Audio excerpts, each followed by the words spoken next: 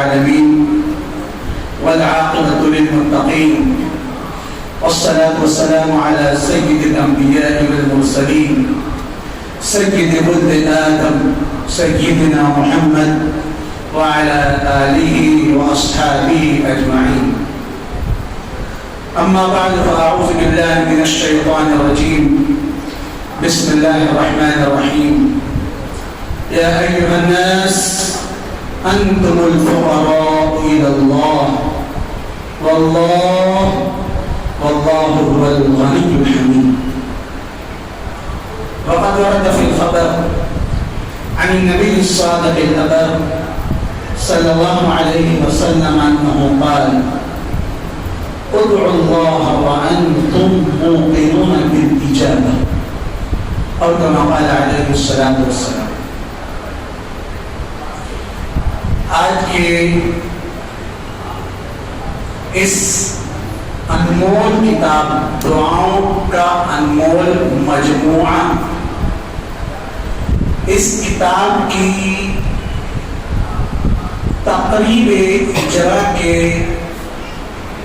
صدر محترم ہمارے مخدوم گرامی بزرگ صاحب نسبت ماسٹر صوفی علی محمد صاحب دامت برکاتہم، گرامی بدر حضرات، علماء کرام، واجب التکلیم بزرگوں اور پردہ نشین میری ماں بہنوں، یہ زمانہ قرب قیامت کا زمانہ ہے. دنیا کو دنیا اس لیے کہتے ہیں کہ دنیا دنا یدنو دنوت سے بنا، اور دنا یدنو دنوت کے معنی آتے ہیں قریب ہونا. دنیا کو دنیا اس لیے کہتے ہیں کہ دنیا روز بروز اپنی منزل قیامت سے قریب تر ہوتے جا رہے ہیں. اور قرب قیامت کے فتنوں میں سب سے بڑا فتنہ ظاہر پرستی اور مادہ پرستی کا فتنہ ہوگا. یہ ظاہر پرستی کیا ہے؟ یہ مادہ پرستی کیا ہے؟ جی، یہ ظاہر پرستی اور مادہ پرستی کا مطلب یہ ہے کہ لوگ دین، مذہب، شریعت، سنت، واجبات، آداب، سنن، مستحبات، ان تمام چیزوں کو بالائے طاق رکھ کر دنیا، متاع دنیا، زخارف دنیا کے اصول کی طرف افتاں و خیزاں، لرزاں و ترساں کوشاں ہوں گی. اس کے لیے نہ حرام حلال کی تمیز ہوگی، نہ جائز و ناجائز کا فرق ہوگا. ایک دھوم سوار ہوگی، حل من مزید جدھر سے آیا گھسیٹ، حل من مزید جدھر سے آیا گھسیٹ، ہر چایت در کشید عام باشد یا کبھی. بس ہم کو دنیا چاہیے، دنیا چاہیے، حرام ہو کہ حلال ہو، جائز ہو کہ نہ، ہم کو اس کی کوئی پرواہ نہیں. اس حصول دنیا کے لیے دین، احکام دین کی دھجیاں اڑائی جا رہی ہوں، شریعت و سنت کے جنازے نکالے جا رہے ہوں، ماں باپ سے شفقت بھرے تعلقات توڑے جا رہے ہوں، بھائی بہنوں کے تعلقات کو توڑا جا رہا ہوں. یہ سب ہو، لیکن ہم کو دنیا چاہیے بس. اس کا نام ہے فتنہ مادی، اس کا نام ہے مادہ پرستی کا فتنہ. اور آپ دجال کی حدیثیں آپ حدیث میں پڑھیں گے تو بخاری شریف کی حدیث ہے، حضور اکرم صلی اللہ علیہ وسلم نے فرمایا کہ جب دجالی فتنے کا ظہور ہوگا تو معہ جبل خبز و نہر ماء، اس کے ساتھ روٹی کا چلتا پھرتا پہاڑ ہوگا اور پانی کی بہتی ہوئی نہر ہوگی. یعنی اس قدر زخارف دنیا، متاع دنیا کی ریل پیڑ ہو جائے گی. اسی لیے حضور اکرم لیکن ان فتنوں کے پیچھے سب سے بڑا نقصان کیا ہوگا؟ اس صحائف دنیا، متاع دنیا، دنیا کی دھن دولت، چمک دمک کے آگے سب سے بڑا نقصان جو ہوگا وہ انسان کے ایمان اور اعمال کا نقصان. انسان اس میں پڑھ کر اللہ سے بے تعلق ہوتا جائے، شریعت اور شریعت کے احکامات سے بے پرواہ ہوتا جائے گا. یہی وجہ ہے حضور اکرم صلی اللہ علیہ وسلم نے حدیث میں ارشاد فرمایا واللہ لا اخشى علیکم الفقر ولكن اخشى ان تُوسَبَ علیکم الدنیا كما بسطت على من كان قبلكم فتنافسوها كما تنافس من كان قبلكم. حضور اکرم صلی اللہ علیہ وسلم نے اس مادہ پرست، اس فتنہ پرست کے ماحول کی آپ نے پیشن گوئی فرمائی. آپ نے فرمایا واللہ لا اخشى علیکم الفقر، خدا کی قسم میں تمہارے اوپر فقر، فاقے کے، غربت، افلاس، تنگ دستی کے آنے سے نہیں ڈرتا، ولیکن اخشى ان تُوسَبَ علیکم الدنیا كما بسطت على من كان قبلكم. لیکن مجھے سب سے بڑا خدشہ اس بات کا ڈر ہے کہ دنیا تم پر امیر دی جائے گی، پھر تم دنیا کو حاصل کرنے میں اسی طرح کمپٹیشن میں آ جاؤ گے جس طرح تم سے پہلے لوگ کمپٹیشن میں آئے. اور پھر نتیجہ یہ ہوگا کہ اس دنیا نے جس طرح پہلے لوگوں کو ہلاک تباہ و برباد کر دیا، تم کو بھی ہلاک تباہ و برباد کر دیا.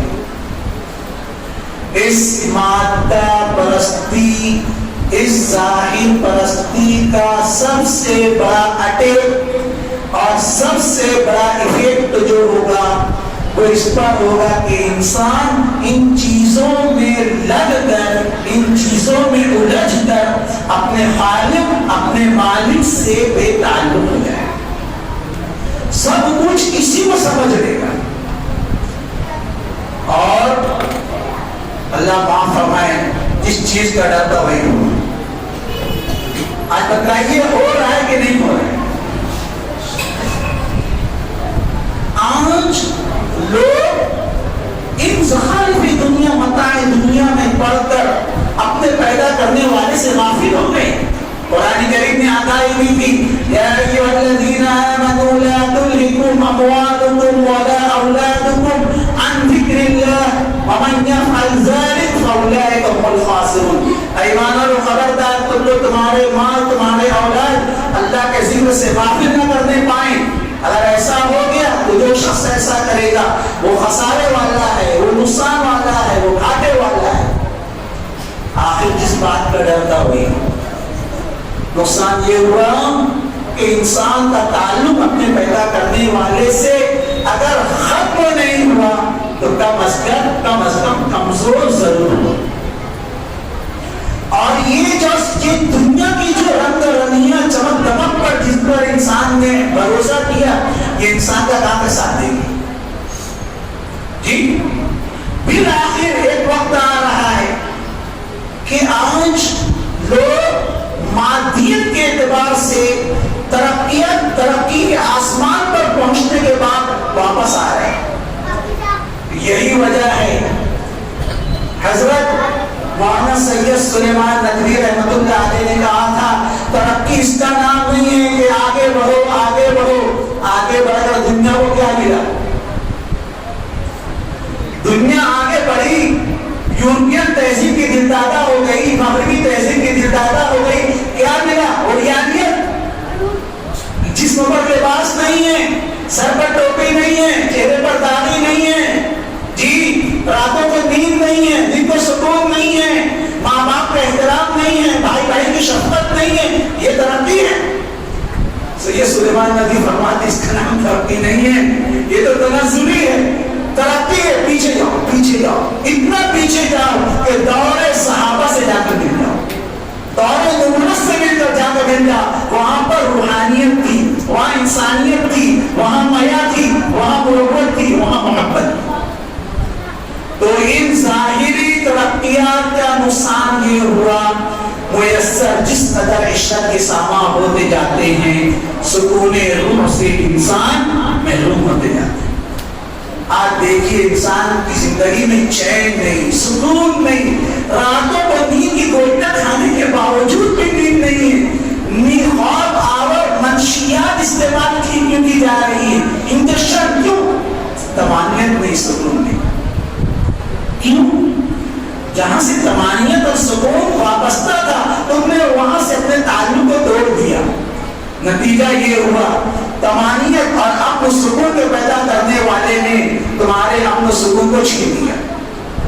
اور آج نتیجہ کیا ہے؟ بنگلوں میں، فلیٹوں میں، فلائٹوں میں رہنے کے باوجود، اے سی کمرے میں رہنے کے باوجود چین نہیں، سکون نہیں۔ کیوں؟ جہاں سے رشتہ تھا وہاں سے رشتہ ختم کر دیا۔ اللہ فرما رہے ہیں یا ایھا الناس انتم الفقراء الی اللہ، اے لوگوں تم سب کے سب اللہ کے محتاج ہیں۔ یہ انسان مال و دولت کو پا کر اپنے پیدا کرنے والوں کو بھول جائے۔ وَلَا تَكُونُوا كَالَّذِينَ نَسُوا اللَّهَ فَأَنسَاهُمْ أَنفُسَهُمْ، تم ان لوگوں کے جیسے مت ہو جانا جنہوں نے اپنے پیدا کرنے والے کو بھلا دیا، اللہ نے ان کو بھلا دیا۔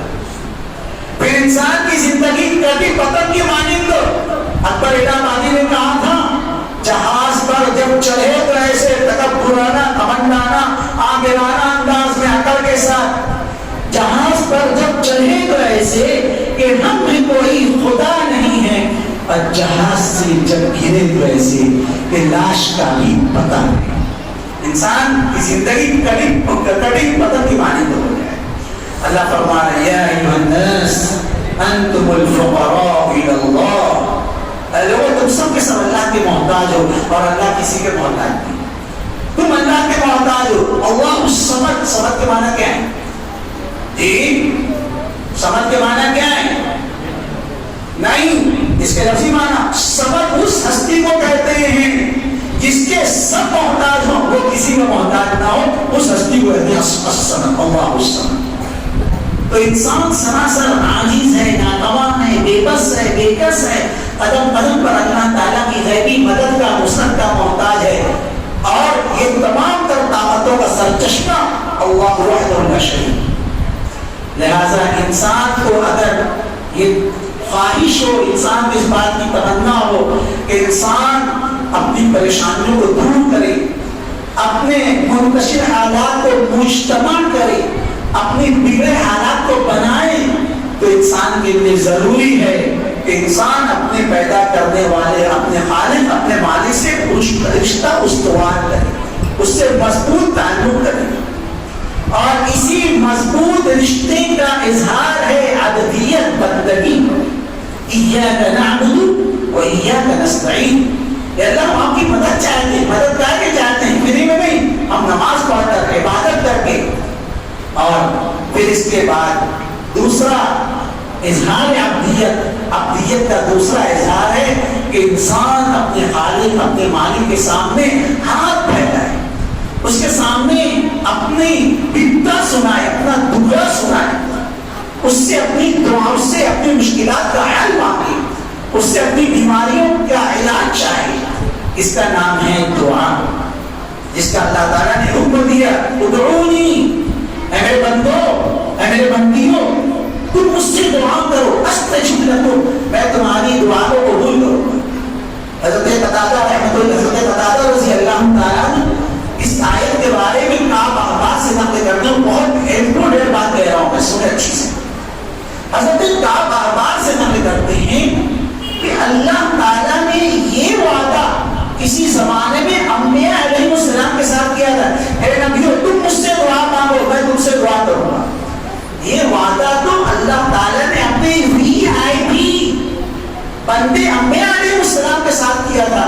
یہ اس امت کی شرافت ہے، اعزاز ہے، افتخار ہے کہ اللہ تعالیٰ نے اس امت کے لوگوں کو کہا کہ جو وعدہ میرا کسی زمانے میں نبیوں کے ساتھ تھا، اے امت محمدیہ میں پیدا ہونے والے مردوں، عورتوں، تم مجھ سے دعا کرو، میں تمہاری دعا کو قبول کروں۔ اور جب اللہ خود فرما رہا ہے میں دعا قبول کروں گا، تو اس سے بڑا من اوفا بعہدہ من اللہ، اللہ سے زیادہ اپنے وعدے کو پورا کرنے والا کون ہو سکتا ہے؟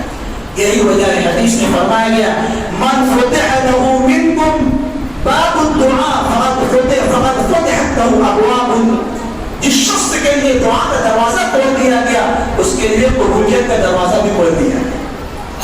ارے بھائی میں آپ سے پوچھتا ہوں, آپ ہونا وقت میرے گھر پر آئیے, میں آپ کا ہیلپ کروں گا. جب میں نے آپ کو بلایا تو میں آپ کو خالی کر پاؤں گا؟ ایک انسان کے اندر جو حمیت, جو غیرت ہوتی ہے, وہ اس بات کا تقاضا کرتی ہے کہ میں نے آپ کو بلایا ہے تو میں آپ کو خالی ہاتھ نہیں لوٹاؤں گا. اللہ فرماتا ہے تم مجھ سے مانگو میں تمہاری دعا کو قبول کروں گا. تو کیا اللہ بندوں کی دعا قبول نہیں کریں گے؟ اسی لیے حدیث میں فرمایا گیا جس شخص کے لیے دعا کا دروازہ کھول دیا گیا, سمجھو اس کے لیے قبولیت کا دروازہ بھی کھول دیا گیا. اور جب قبولیت کا دروازہ کھول دیا گیا تب بندے کو چاہیے کہ اپنے لیے اللہ تعالیٰ سے زیادہ دعاؤں کا اہتمام کرنا. کیوں؟ اس لیے کہ جب اللہ تعالیٰ سے سوال کیا جائے گا اللہ خوش ہوتے ہیں, اور جو ومن لم یسأل اللہ یغضب علیہ, اور جو اللہ سے نہیں مانگتا تو اللہ تعالیٰ اس سے ناراض ہوتے ہیں. میں آپ کو ایک مثال دیتا ہوں. ہمارے معاشرے میں کبھی کبھی ایسا ہوتا ہے کہ کسی رئیس کبیر ماں باپ کی اولاد جو ہے وہ آؤٹ لائن ہو جاتی ہے, تو کسی غلط لائن میں پڑ کر وہ ماں باپ کی دولت کو برباد کرنے کی آمادہ ہو جاتی ہے. جی تو اس سے 100 لے, اس سے 50 لے, اس سے 25 لے. باپ سمجھاتا ہے دیکھ تجھ کو کیا لگ رہا ہے, تو مجھ سے مانگ, ان سے سوال کرنا, تو میری عزت کا پنچنامہ مت کر, لیکن جبر کرتا جبلت نہ کرتا. آدمی مانتا ہی نہیں. تو پھر باپ کیا کرتا ہے معلوم؟ باپ اخبار میں اعلان دے دیتا ہے کہ فلاں میرا بیٹا ضرور ہے, لیکن جو اس سے ویوہار کرے گا, لین دین کرے, وہ اپنی ذمہ داری. میں باپ ہونے کے ناطے تم کو سمجھا رہا ہوں, تو مجھ سے مانگ, اور تو مجھ سے مانگتا نہیں مل رہا ہے, لوگوں سے سوال کر رہا ہے, میری عزت کو تو گلی کرا رہا ہے. میرے بھائیوں, باپ کے اندر غیرت ہوتی ہے. سن لو, ایک باپ کے اندر کتنی غیرت ہوگی, اس سے کہیں زیادہ غیرت اللہ ہوگی کہ جب اللہ کے بندے اور اللہ کی بندیاں اللہ کے آگے دست سوال دراز کرنے کے بجائے, دعا کا ہاتھ پھیلانے کے بجائے مخلوق سے مانگتے پھریں, ان سے سوال کرتے پھریں. تو حدیث میں رسول اللہ صلی اللہ علیہ وسلم نے ارشاد فرمایا جس شخص کو کوئی فقر فاقہ مجبوری پیش آئے اور وہ اللہ کے سامنے اپنے فقر فاقے کو پیش کرے, اللہ تعالیٰ اس کے فقر فاقے کو ختم فرما دے. اور جو اللہ کے سامنے پیش کرنے کے بجائے مخلوق کے سامنے مانگتا پھرے, تو پھر اللہ تعالیٰ اس کے لیے فقر فاقے کو بند نہیں کریں گے, بلکہ اس کے لیے سوال کے دروازے جا تو زندگی اور لوگوں سے بھی مانگتا ہے. اللہ کو غیرت آتا ہے. اس کے لیے انسانیت کے تمام مسائل کا حل اللہ سے مانگنے میں. اللہ کے پاس کیا نہیں ہے, لیکن معاملہ یہ ہے کہ آج اس سے تم سے کیا ضد تھی, تو اگر کسی قابل ہوتا. قرآن کریم میں اللہ تعالیٰ نے ایک نہیں بے شمار انبیاء کرام کے پرسنل حالات دعاؤں کے ذریعے حل بیان فرمائے. اس نبی نے کس موقع پر کیا دعا مانگی, اس نبی نے اس موقع پر کیا دعا مانگی. حضرت ایوب علیہ السلام جیسے مشکل حالات کس پر پیش آ سکتے ہیں. جی 7 بیٹے 3 بیٹیاں اور 3000 اونٹ اور 7000 بیل بکریاں ریوڑ اور کئی ہزار بیل بکریوں کی جوڑیاں. اللہ کی جانب سے ابتلا آزمائش آئی. ضروری نہیں کہ کچھ ظاہری اسباب پیش آئے ہوں, اللہ کی جانب سے آزمائش آئی. طرح سے وہی آزمائے جاتے ہیں, نشان جن میں محبت کے پائے جاتے ہیں. ہے نشانی آزمائش بندگانے محترم, آزمائش ان کی ہوتی ہے جن کے ہوتا ہے کرم. حضرت ایوب علیہ السلام جی اپنی اہلیہ محترمہ کے ساتھ کسی جگہ دعوت میں گئے ہوئے, کسی کام میں مصروف تھے. وہ پورا کا پورا مکان جس میں آپ کے بیٹے بیٹیاں بیل وہ سب کا سب ڈھا گیا, اور وہ سب کے سب اس کے نیچے تک پر شہید ہو گئے. انا للہ و انا الیہ. حضرت ایوب علیہ السلام کو عجیب و غریب بیماری ہو گئی, ایسے عجیب حالات, لیکن کیا ہوا, کون سی دعا ہے وہ جو اثر نہیں کرتی. ہاں مگر یہ لازم ہے مانگیے قریب سے, رب انی مسنی الضر وانت ارحم الراحمین. اے اللہ مجھے طرح کی تکلیفوں نے آپ گھیرا ہے, آپ سے زیادہ رحم کرنے والا کوئی نہیں. اللہ فرماتے فاستجبنا له, ہم نے ان کی دعا کو قبول کیا. فکشفنا اور ان کے اوپر جو بھی تکالیف ابتلا آزمائشیں تھیں ہم نے ان تمام کو ہٹا دیا. اور پہلے جتنے بیٹیاں تھیں ان کا ڈبل ہم نے دیا. پہلے 7 بیٹے تھے اب 14 بیٹے دے دیا. پہلے 3 بیٹیاں تھیں اب 6 بیٹیاں دے دیا. پہلے 3000 اونٹ تھے اب 6000 اونٹ دیا. یہ اتنا بڑا انقلاب کہاں سے آیا؟ الدعاء بولے گا. اور اسی واقعے کے بعد حضرت یونس کا واقعہ سورہ انبیاء میں بیان کیا گیا. وَظَنُّونِ إِذْ ذَهَبَ مُغَاضِبًا فَظَنَّ أَن لَّن نَّقْدِرَ عَلَيْهِ فَنَادَىٰ فِي الظُّلُمَاتِ أَن لَّا إِلَٰهَ إِلَّا أَنتَ سُبْحَانَكَ إِنِّي كُنتُ مِنَ الظَّالِمِينَ. اللہ تعالیٰ فرمانے فَاسْتَجَبْنَا لَهُ فَاسْتَجَبْنَا لَهُ فَنَجَّيْنَاهُ مِنَ الْغَمِّ. حضرت یونس علیہ السلام نے 3 اندھیریوں کے اندر رہ کر دعا مانگا تھا.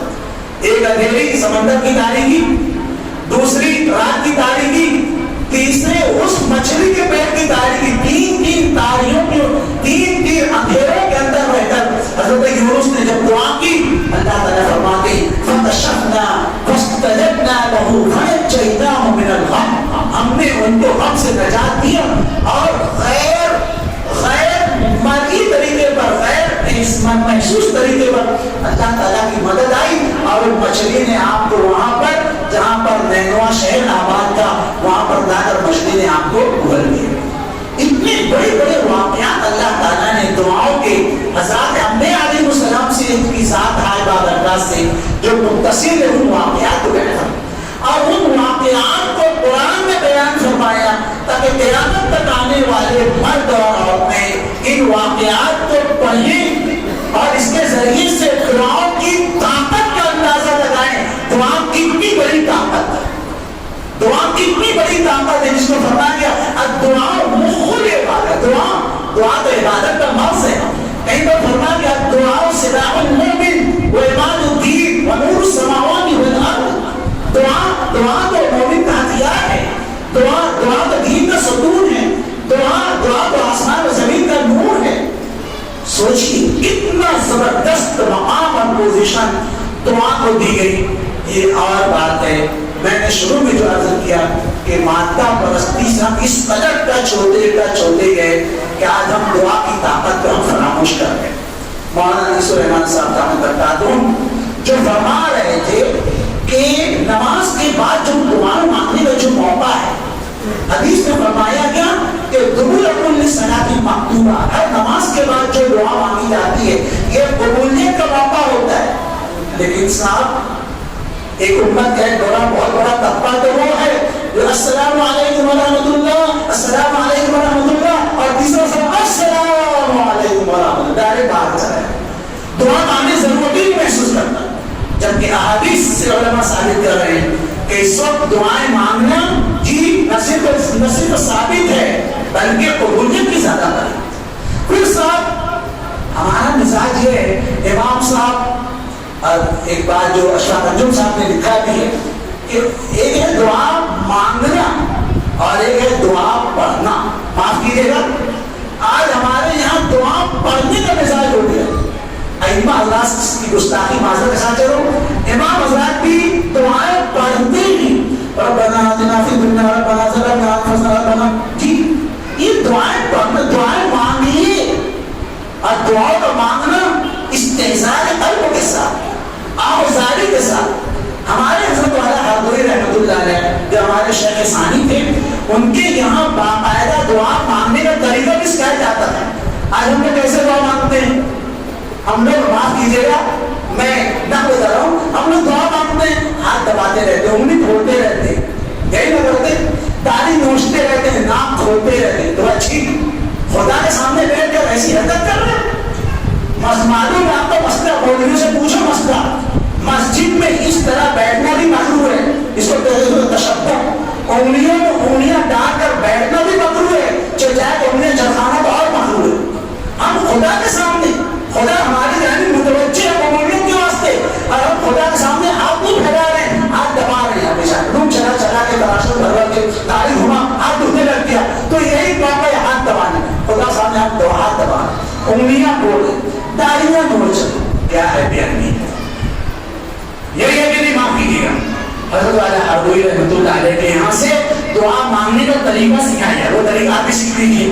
جی اپنے ہاتھوں کو اٹھائیے اپنے ہاتھوں کو اٹھائیے، سینے کے مقابل میں لائیے، یہ اپنے ہاتھوں کو سینے کے بہت زیادہ اوپر بھی نہیں، بہت زیادہ سینے کے مقابل میں ہمارے ہاتھ ہے.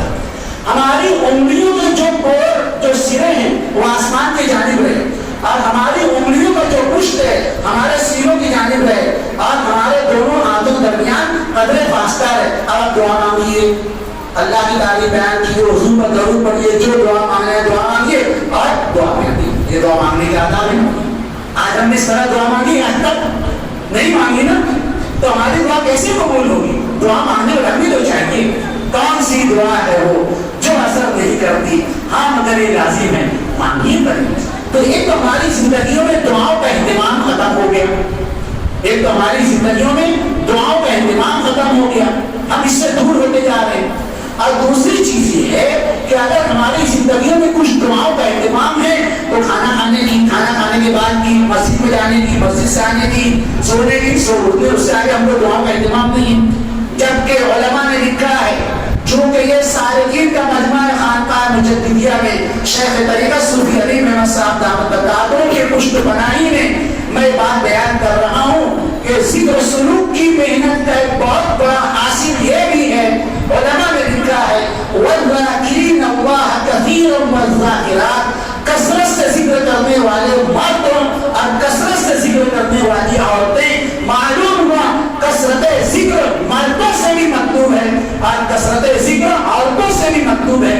علماء نے لکھا ہے کہ انسان کثرت ذکر میں اس وقت تک شامل ہو ہی نہیں سکتا جب تک کہ ہر موقع کی مصنون دعاؤں کو پڑھنے کا اہتمام نہ کرے. یہ کثرت ذکر، جی مشائخ صوفیہ جو آپ کا ذکر ترتیب کر فرمائیں وہ ذکر ہے، اس سے انکار نہیں ہے، لیکن علماء فرماتے ہیں کثرت ذکر میں بندہ اس وقت تک شامل نہیں ہو سکتا، سنیے اچھی سے، جب تک کہ ہر موقع کی مصنون مقبول دعاؤں کو یاد کر کے اس موقع پر پڑھنے کا اہتمام نہ کرے، وہ جب تک کثرت ذکر کرنے والا شمار نہیں ہو سکتا. اس کے لیے ہم کو ضرورت ہے آگے بڑھنے کی، یہ چند دعاؤں سے آگے. اور میں ایک بات اور بھی عرض کرنا چاہتا ہوں، آج ہم لوگ سمجھتے کیا ہمیں دعا ہے نا، پڑھیں تو فائدہ نہیں تو کوئی پرابلم نہیں. ایسا نہیں ہے، ایسا نہیں ہے. بے شمار تجربات ایسے ہیں، دعاؤں کو پڑھنے سے جو بینیفٹ ہونا تھا وہ ہوا اور دعاؤں کے چھوڑ دینے سے نقصان بھی ہوا. ایک کتاب ہے، اس کا نام ہی ہے مانگتا جا لیتا جا، کہیں ملے تو پڑھ دینا. اس کا نام ہے مانگتا جا لیتا جا، سب تو ہوتا. وہ حدیث شفاعت جیسا مولانا صاحب حوالہ دے رہے ہیں، اس کا نام ہی ہے مانگتا. اس کتاب میں ایسے کئی تجربات بیان کیے ہیں کہ روزانہ پڑھنے کی جو دعائیں تھی، پڑھنے کا نعرہ ہوا تو اٹیک کا حصہ ہو گیا صاحب، جس کو کیا کہتے ہیں لقبہ فالج ہو گیا. تو ہم لوگ کیا سمجھتے ہیں، ہم نے دعا ہے نا، پڑھے تو بھی چلے گا، پڑھے تو بھی چلے گا، نہیں پڑھیں گے تو نہیں چلے گا. یہ کہہ کر ہم دعاؤں کی اہمیت کو ہٹا رہے ہیں. میں آپ سے پوچھنا چاہتا ہوں، آپ دال کھانا کیوں نہیں کھاتے؟ اچار کیوں نہیں کھاتے؟ ساتھ میں چٹنی کیوں کھاتے؟ نہیں مولانا، وہ دال کھانے کے ساتھ اچار اور چٹنی لگا لو تو تھوڑا سیر ہو جائے گی. تو وہاں پر دیکھیے چیزیں کرتی اور شریعت کے معاملے یہ فرض ہے کیا، یہ واجب ہے کیا، یہ صحیح حدیث سے ثابت ہے کیا. سن لو، جو لوگ اس قسم کے بے تکے بے ڈھنگے سوالات کرتے ہیں وہ دین کی شریعت کے مقام مرتبے کو گھٹاتے ہیں. تفسیر عزیزی میں شاہ عبدالعزیز صاحب محدث دہلوی رحمۃ اللہ علیہ فرماتے ہیں من تهاون بالآداب عوقب بحرمان السنة ومن تهاون بحرمان السنة عوقب بحرمان الفرائض ومن عوقب بحرمان الفرائض عوقب بحرمان المعرفة. جو شخص آداب کو ادب ہے نا، کہاں فرض ہے کہاں واجب ہے. ارے بات بتلاؤں، یہ اللہ والے جو اللہ والے کیسے بنتے معلوم ہے؟ یہ نہیں بتلائیں گے ہم، بتلاتے ہیں اللہ والے کیسے بنتے ہیں. ہمیں تو بڑا شوق ہوتا ہے کہ اللہ والے کہے صوفی حکیم صاحب اتنے بڑے خانقاہ ہو گئے، اپنے ابا کے مشاہد بن گئے. دبے منزل رسی کی داد سب دیں گے، ہمارے پاؤں کے خارج وہی کا کام دیکھے گا. میں بہت بڑی بات کہنے جا رہا ہوں، میرا منہ چھوٹا ہے. یہ اللہ والے جو اللہ والے بنتے ہیں وہ کیسے بنتے ہیں؟ یہ اللہ والے بنتے ہیں وہ تو اس طرح بنتے ہیں کہ جن چھوٹی چھوٹی باتوں کو ہم معمول سمجھ کر چھوڑ دیتے ہیں، یہ اللہ والے ان چھوٹی سے چھوٹی باتوں کو بڑی سے بڑی سمجھ کر اس کا اہتمام کرتے ہیں. اس بات سے اللہ والے بنتے ہیں. اور ہمارا معاملہ کیا؟ فرض ہے کیا، واجب ہے کیا، سنت ہے کیا، ہم بڑی سے بڑی چیز کو کرپل کر دیتے. یہ سوال بیتوں کے سوال. اور یہ اللہ والے وہ ہوتے ہیں. میں حضرت مجدد الفسانی میں خانقاہ مجددیہ میں واقع بیان کر رہا ہوں. حضرت مجدد الفسانی رحمۃ اللہ علیہ کے نام سے یہ خانقاہ منسوب ہے. میں ان کی ذات گرامی سے واپس یاد رکھنا اللہ والے کیسے اللہ والے بنتے ہیں. حضرت مجدد الفسانی رحمۃ اللہ علیہ ایک مرتبہ بیت الخلاء میں تشریف لے گئے. اب جب بیت الخلاء میں تشریف لے کر چلے گئے تو آپ نے دیکھا کہ ان کے انگوٹھے پر سیاہی کا نقطہ لگا ہوا تھا. وہ زمانے میں ایک پیٹ کو چلانے کے واسطے ایسے جھٹکتے تھے نا، تو انگلی پہ جھٹکتے تو چلنے لگ جائے. تو دیکھا کہ انگوٹھے پر سیاہی کا نقطہ لگا ہوا ہے. سیاہی کا نقطہ بیت الخلاء میں لے کر آ گئے.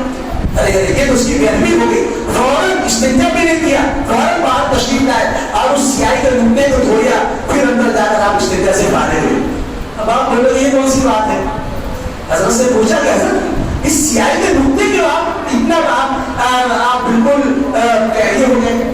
تو آپ نے فرمایا بھائی اس سیاہی کے نقطے کو بھی علم سے مناسبت ہے. ہم نے ہمارے شیخ اول حضرت مولانا قاری صدیق احمد صاحب پادری رحمۃ اللہ علیہ کو دیکھا کہ آپ راستہ چلتے پھرتے کسی جگہ کاغذ کا پرزہ بھی ملتا، بھلے سے اوپر کچھ لکھا ہوتا، ارے اٹھاؤ اس پر لیکن کیونکہ آدوات نہیں سی. اور میں آپ سے پوچھنا چاہتا ہوں حضرت بشر حافظ رحمۃ اللہ علیہ کو بشر حافظ کس نے بنایا؟ جی نکلے جو میں گدے سے تو دنیا بدل گئی، دل میں سما گئی ہیں قیامت کی شوقیاں، 2-4 دن رہا تھا کسی کی نگاہ. کون سی چیز تھی؟ وہ کاغذ کا پرزہ ہی تو تھا جس پر نفس اللہ لکھا ہوا تھا. حالانکہ بشر حافظ اسے دوسری پوزیشن میں تھے، ڈنکی والی کو شراب پیے ہوئے تھے، لیکن ایک کاغذ کے پرزے پر جس پر نفس اللہ نے اس کو اٹھا لیا، اس کو چوم لیا، آگے جا کر دکان سے ایک عطر خریدا، اس کو اس کا احترام کیا. اس احترام نے ان کو صاحب احترام بنایا. اس کے لیے میرے بھائیوں کو احترام کرنا سیکھو. خدا جانے میں کیا کہہ رہا تھا، میں یہ کہہ رہا تھا کہ دعاؤں کے آداب ہونے چاہیے. جب انسان کو یہ کہہ رہا تھا کہ دعاؤں ہماری جو چھت ہے دعائیں اس سے آگے ان کو آگے بڑھنا چاہیے، اس کے لیے مسنون مقبول دعاؤں کا اہتمام ہونا چاہیے. ہر مسلمان کے پاس کم از کم درجے میں مسنون مقبول دعاؤں کی کتاب تو ہونی چاہیے. اس سے آگے اگر آپ کو پڑھنا ہے تو حسن حسین کتاب پڑھیے. اس سے آگے پڑھنا ہے الدعاء المسنون مولانا ارشاد احمد صاحب کی اتنی موٹی کتاب ہے جتنی فضائل اعمال ہے. اس کے آگے اگر آپ کو پڑھنا ہے تو اور بھی علماء نے کتابیں لکھی ہیں. لیکن ہمارا معاملہ دعاؤں سے ہونا چاہیے. کوشش کرنا چاہیے کہ ہم عربی زبان میں دعاؤں کو پڑھنے والے بنیں. اس کی وجہ کیا ہے؟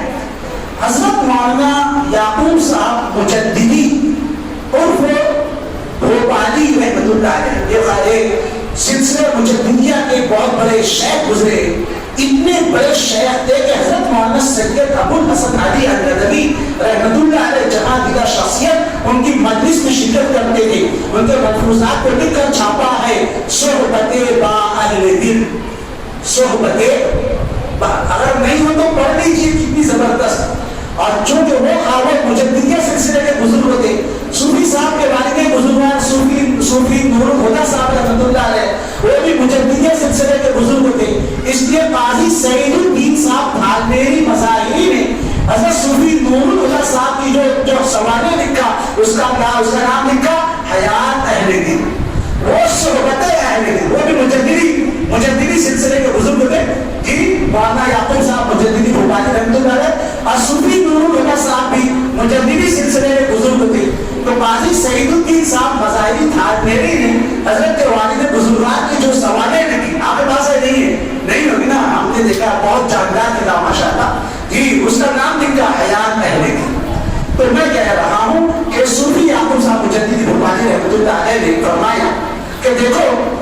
کوشش یہ کرنا چاہیے کہ عربی میں دعائیں مانگنا چاہیے. کیوں؟ اس لیے کہ عربی دعائیں اقرب الی الاجابہ ہوتی ہیں، دعا قبولیت کے زیادہ. پھر انہوں نے مثال کیا دی؟ مثال یہ دی کہ آپ نے اپلیکیشن لکھا اپنی انالی زبان میں، جو بھی آپ نے لکھ دیا. اب آپ اس کو دے کر گئے جی اس کو داخل کرنے کے لیے، تو آفیسر کہتا ہے یہ ایسے ہی لکھا جاتا ہے، پھر ایسے لکھا جاتا ہے، یہ کاغذ یہاں پر ایسے لکھو اور یہاں پر ایسے لکھو، یہاں پر ایسے لکھو، اس طرح نہیں کرنا جب تمہارا عریضہ قابل قبول. اب اس کا مطلب کیا ہے؟ اس کا مطلب کیا ہے؟ اس کا مطلب ہے کہ جب تم اس طرح لکھ کر لاؤ گے تو ضرور قبول ہوگی. اللہ تعالیٰ نے قرآن میں اور حضور کے ذریعے حدیثوں میں جو دعائیں تعلیم فرمائی ہیں وہ اس کے تعلیم فرمائی کہ جب تم ان دعاؤں کے ذریعے دعا کرو گے تو پرفیکٹ تو ضرور قبول ہوگی. اس کے لیے کوشش یہ بھی ہونی چاہیے کہ ہم کو عربی دعائیں. صوفی علی میں مساعدہ برکاتہم کی امت پر شفقت دیکھی، امت پر نظر رحمت دیکھی کہ امت کا ایک بہت بڑا طبقہ وہ ہے جو عربی نہیں پڑھ سکتا، جو عربی نہیں پڑھ سکتا، جس زبان میں دعا مانگ سکتا ہے مانگی. اور اللہ تعالیٰ ہر لینگویج کو جانتے ہیں، ہر زبان کو جانتے ہیں، اور اللہ تعالیٰ ہر شخص کی دعا کو اللہ قبول بھی فرماتے. کون سی دعا ہے وہ جو اثر نہیں کرتی؟ ہاں مگر یہ لازم ہے مانگے طریقے سے. مرد تو مرد، ایک عورت بھی اللہ کے سامنے ہاتھ اٹھا کر دعا مانگتی ہے تو اللہ تعالیٰ ایک عورت کی دعا کی برکت سے اپنے ان کے بیٹے کو اپنے وقت کا امام المحدثین امام بخاری رحمۃ اللہ علیہ بناتے. یہ کس کی دعا تھی؟ ایک عورت کی دعا تھی. اس کے لیے لا تیأسوا من روح اللہ، اللہ کی رحمت سے مایوس مت ہو. جی ہمارے پاس یہی پرابلم ہے کہ ہم تھوڑی بہت دعا مانگتے ہیں، ارے بولے اتنے دن سے دعا مانگو، ارے تم مسلسل مانگو جی، جب کہیں جانا ہے دعا میں قبول. اس کے لیے آخری درجہ صوفی صاحب نے امت پر شفقت کا جو فرمایا تو امت اگر عربی دعائیں نہیں بھی پڑھ سکتی تو کم از کم انہیں عربی دعاؤں کا ترجمہ حضرت نے اس انمول مجموع میں جمع کیا ہے. یہ کتاب میرے پاس کئی دن پہلے سے صوفی صاحب نے مجھ کو بتا شفقت ہدیتاً بھیجا. میں نے 50 جگہ سے اس کتاب کو دیکھا، اکثر و بیشتر جہاں جہاں میں نے دیکھا جو میں نے دیکھا جی میں نے اس کتاب کو مناجات مقبول یا رزق الاعظم کی عربی دعاؤں کا ترجمہ دیکھا، یا تو قرآن کی آیات کا ترجمہ دیکھا یا رزق الاعظم یا مناجات مقبول جو عربی دعاؤں کا مجموعہ ہے میں نے اس کا ترجمہ دیکھا. اس بنا پر میں یہ کہہ سکتا ہوں کہ صوفی صاحب نے جو دعاؤں کا انمول مجموعہ جو جمع کیا ہے یہ نہ صرف امت کی بہت بڑی ضرورت کی چیز ہے بلکہ قرآن حدیث کی دعاؤں کو کا ترجمہ ہی حضرت نے اس کو اردو زبان میں جمع کر دیا ہے. اس کے اندر 3 باتیں میں آخری بطور خلاصے کے کہنا چاہتا ہوں. پہلی محنت تو یہ ہے کہ امت کو دعا سے قریب کیا جائے. امت کا رشتہ دعا سے بہت ٹوٹ چکا ہے اور ہم لوگ کیا سمجھتے ہیں نہیں آپ دعا کرو، میری دعا ہے. حضرت تھانوی رحمۃ اللہ علیہ کے پاس ایک شخص آیا، سنیے یہ آپ سب لوگوں کی حوصلہ افزائی کرتے ہیں. حضرت تھانوی کے پاس ایک شخص بولے حضرت دعا فرمائیے دعا فرمائیے. کیا ہو گیا؟ حضرت اتنے دن کا فاقہ ہے، اتنے دن کا فاقہ ہے، آپ دعا فرماتی. حضرت نے فرمایا بھائی تو دعا کر. اب یہ بیچارہ پریشان، آپ اتنے بڑے اللہ والے بزرگ میں آپ سے کہو آپ دعا کرو اور اگر تم دعا کر. بولے حضرت آپ بولے نہیں تو دعا کر، اس لیے کہ تیری دعا قبولیت کے جو مقام پر ہے اس وقت میری دعا تو مقام ہے قبولیت کے اس مقام پر. کیوں؟ میرا تو بھرا ہوا ہے، بیکار آ رہی ہے اور تیرا تو جل رہا ہے. جلتے ہوئے دلوں کے ساتھ جو تو دعا کرے گا وہ آپ ظاہر والی دعا ہوگی. اس کے لیے میرے بھائیو یہ مت سمجھو ارے ہم تو حقیر ہیں، فقیر ہیں، سرابہ تقصیر ہے، ہم کیا دعا کریں. ایسا نہیں. اللہ تعالیٰ نے دعاؤں کی قبولیت کے لیے نہ عمرہ اور مشاہد کی غیر کرائی، نہ سیٹوں اور نہ وزر. اللہ تعالیٰ ہر کی دعا سنتا ہے. اس کے لیے ہر شخص کو صاحب دعا بننا ہے. اپنی دعاؤں کا لمبا سے لمبا وقت ہماری دعا میں صرف ہو. دوسری بات یہ ہے کہ ہم یہ کوشش کریں کہ ہم عربی دعاؤں کے ذریعے سے دعاؤں کو مانگنے والے بنے. عربی دعاؤں کے ذریعے سے، اور اس کا مجموعہ مناجات مقبول ہے، الرزق الاعظم وغیرہ. اور تیسرا درجہ یہ ہے کہ جب تک ہم ان عربی دعاؤں کو مانگنے کے اپنے صلاحیت نہیں رکھتے, عربی زبان پڑھنے کی طاقت نہیں رکھتے, تو کم از کم صوفی عظیم احمد صاحب دامت برکاتہم کا یہ عظیم انسان, بہت بڑا احسان ہے کہ انہوں نے ان تمام عربی دعاؤں کا ترجمہ اردو زبان میں جمع کر دیا ہے. ہم اور اس کو یومیہ منازل پر ڈیوائڈ کر دیا ہے, سنیچر کے دن کی اتنی دعا, اتوار کی اتنی دعا, پیر کی, تو اتنی آسانی سے آپ اتنی موٹی کتاب آپ کو ایک دن نہیں پڑھنا ہے, بلکہ سنیچر کی اتنی دعائیں, اتوار کی اتنی دعائیں, ان دعاؤں کو پڑھتے پڑھتے آپ کو صاحب دعا بن جانا ہے, دعا سے مناسبت ہو جانا ہے. اس کے لیے الحمدللہ یہ بہت بڑا کارنامہ ہے جو آج صوفی صاحب نے اپنی اس پیرانہ سالی اور اس امراض, اس سوچ کے باوجود, دیکھیے حضرت سے بیٹھے بھی نہیں رہا, لیکن امت پر شفقت, امت پر شفقت, اللہ والے جو ہوتے ہیں امت پر شفیق ہوتے, کس طرح امت کی ڈوبتی نگاہ کو پار کرایا جائے, امت کی مشکلات کو آسان کیا جائے. یہ راتوں کو اٹھ کر راتوں کو اللہ کے سامنے روتے ہیں, اللہ سے آبزاری کرتے ہیں. جی اسی لیے ان سے تعلق بڑھانا چاہیے, اتنا تعلق بڑھائیں اللہ والوں سے, اتنا تعلق بڑھائیں کہ جب اپنے آپ کے لیے ہاتھ اٹھائیں دعا کے لیے تو ہم ان کو یاد آ جائیں, ارے ہمارے واسطے بھی دعا کر دیں, تاکہ گاڑی کے ساتھ کرنے کی بھی جتنا ہو جائے, ان کی دعاؤں میں ہمارا بھی حصہ بن جائے. الحمدللہ ثم الحمدللہ, بہت بڑی ہمت ہے جو صوفی صاحب نے انجام دی ہے. میں تمام حضرات سے درخواست کرنا چاہوں گا کہ ابھی دعا کے بعد مسجد کے گیٹ پر ہے, اس کا اسٹال ہے, مسجد کے گیٹ پر اس کا اسٹال ہے, اچھا اس کی عام قیمت تو 30 روپے ہے, لیکن آج ابھی کے لیے اس کی قیمت 25 روپے رکھی ہے. میں آپ حضرات سے یہ نہیں کہتا ہوں کہ آپ لوگ خرید کر لے جائیں, میں جو شخص 1000 روپے دے سکتا ہو اس سے 1 روپیہ مانگنا یہ اس کی شان میں گستاخی ہو جائے.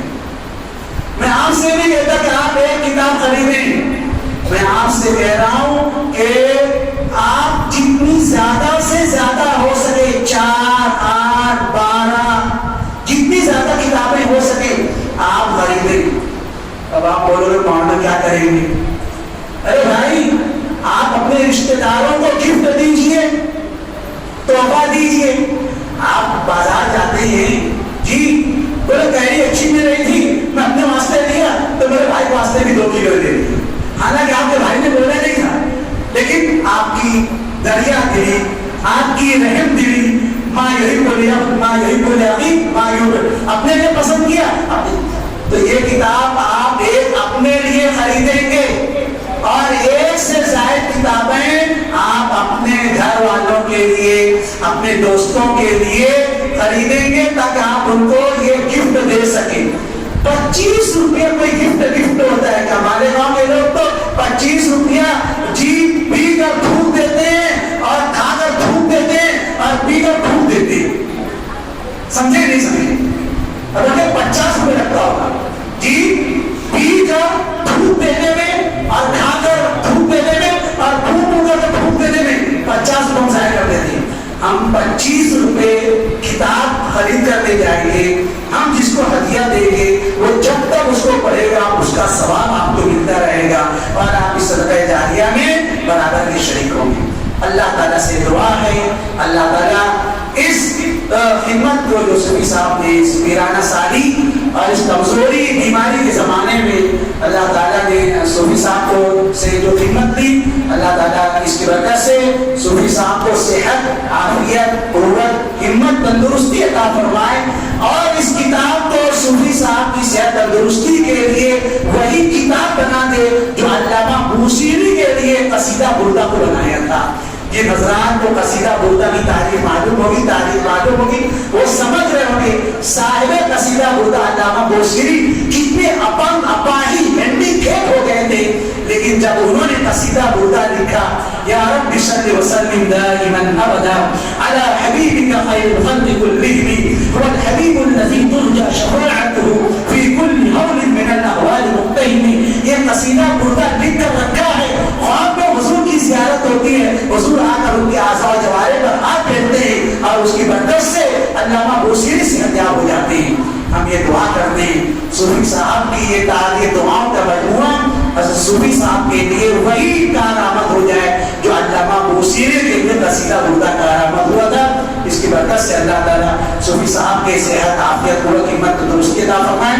ان کے سایہ عطفت کو ہم پر امت پر تاجر قائم رکھائے اور ہم لوگوں کو ایسی امت کی کام کی ضرورت کی جو چیزیں ہیں اس کی قدردانی کی توفیق عطا فرمائیں. اور اس کی صحیح قدردانی یہ ہے, پھر میں کہہ رہا ہوں کنجوسی کرنا مت. 25 روپے چھٹے ملیں گے نہیں, کم از کم بھی تو 2 خریدنا, ورنہ تو 4 اور 8 خرید کر لے کر جانا. ہاں تم بولو چلو 25 روپے کی تو 5 چھٹا کہاں سے لائیں گے؟ اس کے لیے کم از کم آخری درجے میں 2 بھی تو خریدنا, ورنہ 4 اور 8 خریدنا, خرید کر لے کر جانا. اپنے دوستوں کو, اپنی اماں کو, اپنی بہن کو, اپنی بیوی صاحبہ کو ہدیہ دینا تاکہ اس کو پڑھے. اور اس کو جب تک اللہ تعالیٰ زندگی دے اس کو حفظ جان بنائے رکھنا. اللہ تعالیٰ سے دعا ہے اللہ تعالیٰ ہماری اس روحانی مجلس کو ہم تمام لوگوں کے لیے نجات کا, مغفرت کا, بخشش کا ذریعہ بنائے. وآخر دعوانا ان الحمد للہ رب العالمین.